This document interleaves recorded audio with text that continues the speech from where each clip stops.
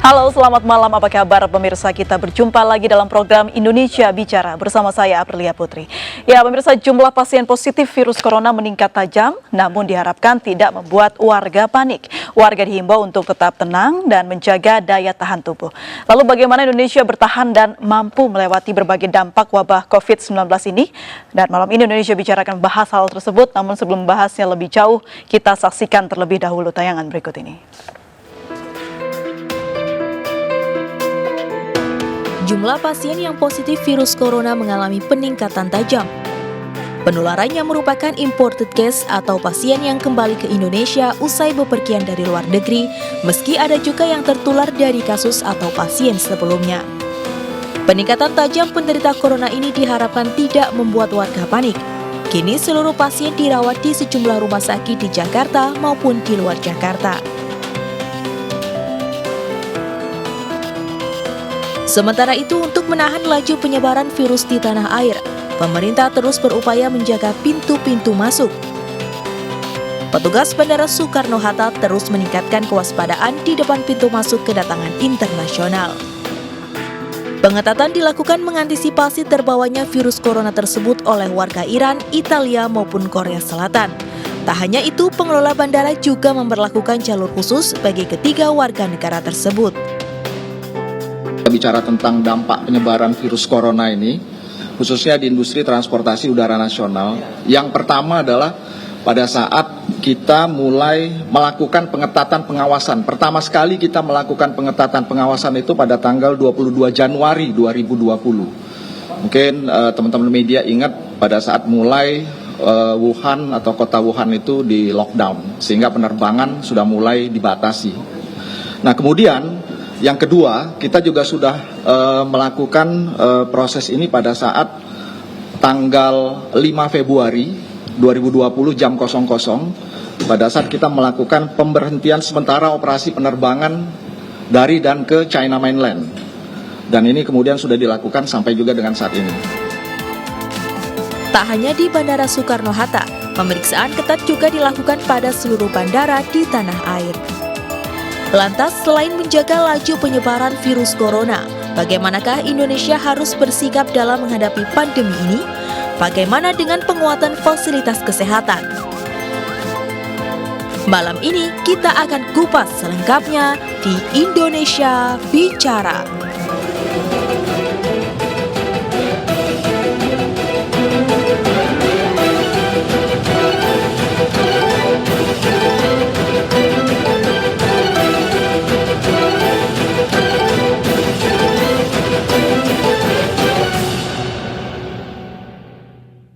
Ya, pemirsa, sesuai dengan tayangan tadi, tema kita pada malam hari ini yaitu pasien positif naik, jangan panik. Dan seperti biasa sudah hadir dua narasumber di studio. Kita akan kenalkan terlebih dahulu. Yang pertama ada Dr. Dirga Sakti Rambe, dokter spesialis penyakit dalam. Apa kabar? Selamat malam, dokter. Selamat malam. Baik. Mewabahnya corona juga semakin sibuk kegiatannya? Ya, seperti itu kira-kira. Dampaknya sudah terasa ya? Sudah terasa. Baik. Yang kedua juga ada Pak Bayu Krisnamurti, Ketua Pelaksana Komite Nasional Pengendalian Flu Burung dan Kesiapsiagaan menghadapi pandemi influenza di tahun 2006-2010 ya Pak ya? Apa kabar Pak? Selamat malam. Baik. Ini berbicara soal Anda dulu pernah di bidang untuk menyiagakan gitu ya Pak ya, khususnya di flu burung dan influenza. Apa perbedaannya dari corona sekarang? Yang pertama yang jelas adalah bahwa pada flu burung dulu tingkat penularannya tidak sepesat COVID-19 ya. Dulu jumlah pasien di seluruh dunia itu kurang dari 1.000. Tapi tingkat kematiannya jauh lebih tinggi karena lebih dari 50%. Jadi kalau sudah kena flu burung itu kira-kira tinggal 50-50. Dan COVID-19 ini masih sekitar 2-3%. Jadi sebenarnya daya case fatality rate, tingkat kematian karena COVID-19 jauh lebih rendah. Dulu lebih kompleks karena ada ternak, karena ada urusan peternakan ayam. Sekarang tidak ada, jadi hanya manusia. Jadi kalau menurut saya perbedaan yang paling mendasar adalah bagaimana. Satu lagi yang menjadi perbeda adalah dulu tuh informasi tidak berkembang cepat ya. Sekarang dengan sosial media, dengan itu berpengaruh dengan menyebarnya. Sangat. Karena yang kalau kita lihat sekarang dampak yang besar itu justru datang dari respon masyarakat terhadap mungkin ketakutan, kekhawatiran terhadap virus ini gitu. Toko-toko, perjalanan, wisata, semua itu justru adalah karena respon masyarakatnya. Jadi menurut saya tantangan yang dihadapi oleh kita semua, dan saya sangat setuju bahwa tidak perlu panik itu adalah justru menghadapi yang dampaknya. Sedangkan dari sisi kesehatannya, menurut saya seperti tadi, case fatality rate-nya lebih rendah.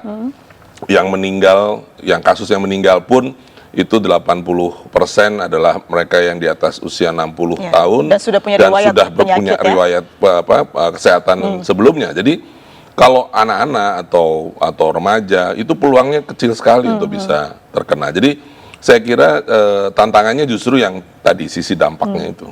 Lebih cepat menyebar virus ini dibandingkan flu burung dan juga influenza yang SARS dulu ya Pak ya. Baik, dokter, apakah betul yang dikatakan oleh Pak Bayu mengenai penyebaran yang lebih cepat menyebar COVID-19 dibandingkan SARS atau flu burung yang dulu, dan juga tapi lebih bahaya flu burung dan SARS begitu? Betul ya, jadi memang dengan yang sekarang ini COVID-19 ini tingkat penyebaran itu jadi satu pasien itu bisa menularkan 2-3 orang. Oke. Nah, sedangkan tingkat kematiannya atau disebut sebagai case fatality rate itu direvisi ya, jadi awalnya itu dulu 2% dari WHO, sekarang naik jadi 3,4%. 3,4%. Tetap itu relatif memang rendah dibanding SARS, atau dibanding MERS, termasuk dibandingkan flu burung gitu. Baik. Jadi penyebarannya cepat, tapi tingkat fatalitasnya masih relatif rendah. Betul, Kenapa tingkat fatalitasnya masih rendah, Dok? Ya itu memang kembali lagi lebih ke karakter virusnya masing-masing ya. Jadi ada virus yang kita bilang virulensinya tinggi ya, yang ganas gitu. Tapi ada juga yang relatif rendah seperti sekarang. Berarti bisa dikatakan tidak terlalu berbahaya virus corona ini sebenarnya? Dalam artian kematiannya relatif rendah, dan jelas tadi betul yang meninggal itu hampir semua mayoritas pada kelompok lanjut usia atau orang-orang yang sebelumnya sudah memiliki riwayat penyakit gitu. Baik. Kalau dewasa, muda, sehat itu 94% itu sembuh gitu. Baik. Sembuh. Baik, berbicara soal bagaimana virus ini bisa menyerang khususnya di Indonesia dan jumlah semakin bertambah begitu, Dok, apa respon Anda?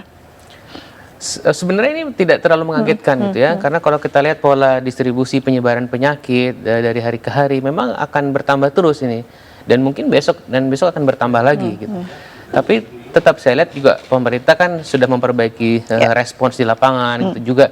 Saya lihat sekarang kesadaran masyarakat kita makin meningkat gitu ya. Jadi demam sedikit, ini sedikit, ada riwayat berkunjung, mereka memeriksakan diri, melaporkan diri, itu sesuatu yang bagus. Jadi kasus kita naik itu pertanda bahwa memang kemampuan mendeteksinya jadi lebih baik gitu. Baik. Kemampuan mendeteksinya lebih baik. Pak Bayu, apakah Anda sudah melihat mungkin catatan-catatan terhadap penanganan virus COVID-19 ini? Apakah sudah cukup siap ataupun matang begitu yang dilakukan pemerintah?